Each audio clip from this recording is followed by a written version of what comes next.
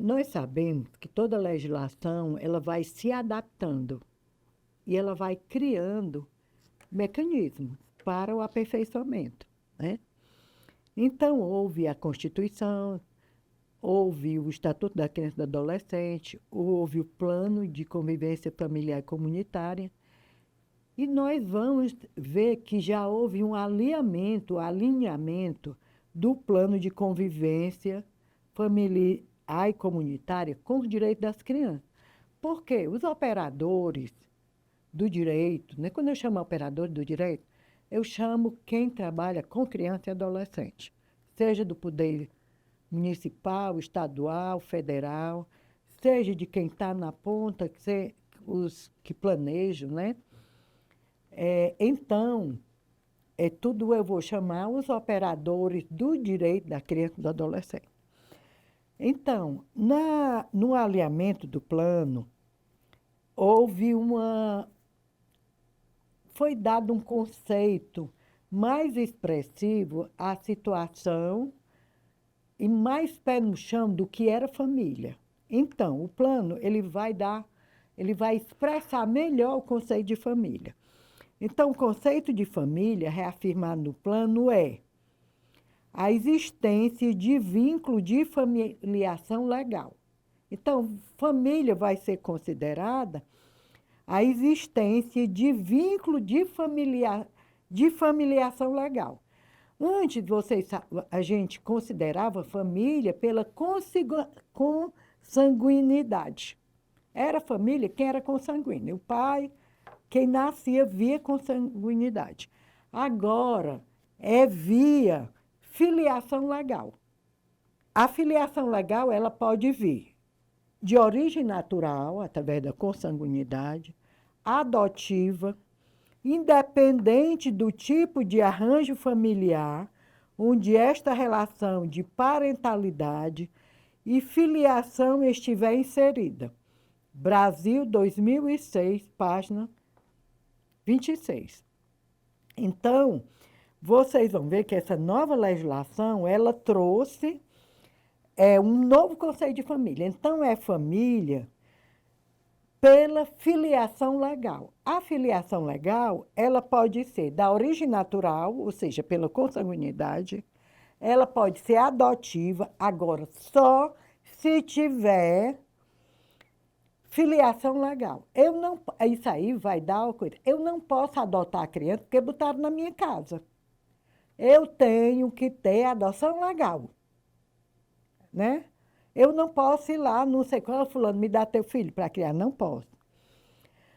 Pode ser independente do arranjo familiar, ou seja, dois homens vivem juntos, eles querem, então eles são candidatos à adoção legal, eles são família, duas mulheres, os avós podem lutar pela adoção legal dos netos, né? Pessoas que não têm nada a ver, homens e mulheres que não têm uma origem natural, podem adotar, né? Então, isso é família. Família é a existência de vínculo de filiação legal, de origem natural, adotiva, independente do tipo de arranjo familiar, onde esta relação de parentalidade e filiação estiver inserida. Então, vocês estão vendo o novo conceito de família? A criança e o adolescente são reafirmados como sujeitos de direitos, em condição peculiar de desenvolvimento, como preconiza o Estatuto da Criança e do Adolescente. Então, a criança é um sujeito de direito. Independente, como preconiza o Estatuto da Criança e do Adolescente, da sua adoção ou do seu nascimento, até véspera dos 18 anos, né? A autonomia de ambos é reconhecida no processo de tomada de decisão, rompendo com o viés adultocêntrico. O que é isso? Gente, a criança tem direito de ser criança. Nós não podemos botar uma criança para trabalhar. Por quê? Para trabalhar, o trabalho como mercadoria. Porque trabalhar é uma atitude do adulto. A criança nasceu, não pediu para trabalhar. Ela tem que ter suas fases de desenvolvimento. É? Então, é, ter responsabilidade com os outros irmãos. Por exemplo, o pai, a mãe tem um filho, aí dá para uma criança de 6 anos cuidar da outra criança. Não dá, ela é criança. Isso é uma responsabilidade do adulto. A gente não pode parir um bocado de filho para os filhos criarem. Então, a questão do controle da natalidade é importante. Não é pelo fato de ser irmão que eu tenho que criar ele, não. Então, todas essas, ter a criança ser responsável pelo dinheiro, a criança ser responsável pela chave da casa. Isso é uma questão, a criança cuidar do irmão que está doente. Isso são responsabilidades dos adultos. É tanto que nós não podemos empregar menores. Eu quero uma empregada doméstica lá em casa, eu tenho que ter uma pessoa maior para me cuidar, exigir a responsabilidade dela. Eu não posso pegar uma criança e botar como babá. Né? Então, os adultos têm mania de passarem a responsabilidade para as crianças, para os adolescentes. Manter as famílias. A mãe e o pai saem atrás, e o conselheiro tutelar vai atrás do Bolsa Família. As milhões de crianças que estão no meio da rua, que os pais estão usando para adquirir dinheiro para a sua manutenção, é errado. O conselheiro tutelar tem que parar, vai no meio, eu paro, eu faço isso. Tem um pai pedindo esmola, eu paro o carro, digo, o senhor está matriculado no Bolsa Família? A senhora está matriculada no Bolsa Família? Por que não está? Sabe o que você faz? Você diz aonde tem o que ele deve procurar. Porque aquele adulto, ele está abusando da criança. Uma criança de 2 meses de nascido não pediu para estar no sol, meio-dia. Não pediu para estar no calor, não pediu para estar na chuva. Nós temos que proteger as crianças e os adolescentes. Ou, às vezes, aluga criança. Nós sabemos que o ser humano tem gente de todo jeito, né? Então, nós temos que proteger as crianças. E essa exploração adultocêntrica não deve acontecer. O plano, esse de nacional de convivência familiar e comunitária de 2006, diz: a convivência familiar e comunitária leva em consideração a diversidade de organizações familiares, incluindo também os grupos étnico-culturais, por exemplo, os ciganos.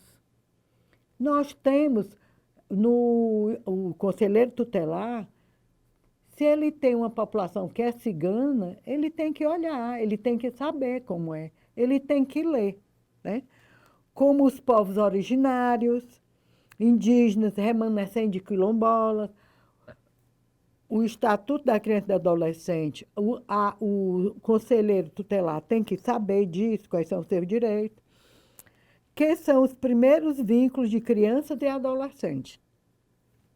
Nós tivemos agora um cara de uma tribo que estava abusando das mulheres e abusando das crianças. Ele era um pajé, não pode, né? Ressalta-se que o afastamento familiar pode trazer diversas consequências negativas e ao desenvolvimento infantil. Então, o afastamento familiar, nós já vimos que traz problemas, traz muitos problemas para as crianças e os... Acerca da convivência comunitária, as crianças e os adolescentes devem ser inseridos em espaços institucionais, instituições sociais que garantam a socialização e, quando estão em situação de vulnerabilidade, podem também contar com as redes de solidariedade da vizinhança e afins. Então, às vezes, em situação de vulnerabilidade, aquela mãe pede o auxílio de uma vizinha, mas contanto que ela volte e se responsabilizando pela criança, de tios, de tias, né? Bom, a atuação dos conselheiros tutelares. Aqui é uma parte que é muito batida em todos os cursos. É para só relembrar, né? Devem garantir a aplicabilidade de medidas de proteção previstas no artigo 101 do Estatuto da Criança e do Adolescente. Encaminhamento aos pais ou responsáveis mediante termo de responsabilidade. Orientação, apoio, acompanhamento temporários. Matrícula e frequência obrigatória em estabelecimento oficial de ensino fundamental. Gente, a diretora, o menino ou aquele adolescente é usuário, ela não pode proibir daquela criança estar na escola. O professor não pode proibir, os pais não podem proibir. Nós não podemos contribuir com a evasão escolar de ninguém, de nenhuma criança e adolescente. Inclusão em programa comunitário oficial de auxílio à família, à criança e ao adolescente. Requisição de tratamento médico, psicológico ou psiquiátrico em regime hospitalar e ambulatorial. Aqui, exigir dos prefeitos, e aí entra, quando faltar essa rede de apoio, exigir dos prefeitos o funcionamento dos CAPs, exigir o funcionamento das áreas de lazer, exigir das escolinhas de futebol, exigir dos prefeitos, né? Junta todo mundo, iluminação pública, né? Exigir que o hospital funcione, exigir que aquela criança seja atendido do ambulatorial, exigir que a criança, quando for abusada sexualmente, tenha seu direito, tenha direito ao aborto legal, exigir que faça transfusão de sangue independente da religião da família, quando precisar. Então, inclusão em programa oficial comunitário de auxílio, orientação e tratamento a alcoólatras e toxicômanos, né? Então, assistência psicológica, abrigo em entidades, né? O abrigo é só em situação extrema, né? Colocação em famílias substitutas, né? Então, colocação em famílias substitutas é primordial ao abrigamento. Então, vocês têm que... Esses são os deveres de vocês, são as suas obrigações, e eu espero que vocês estejam aqui porque querem.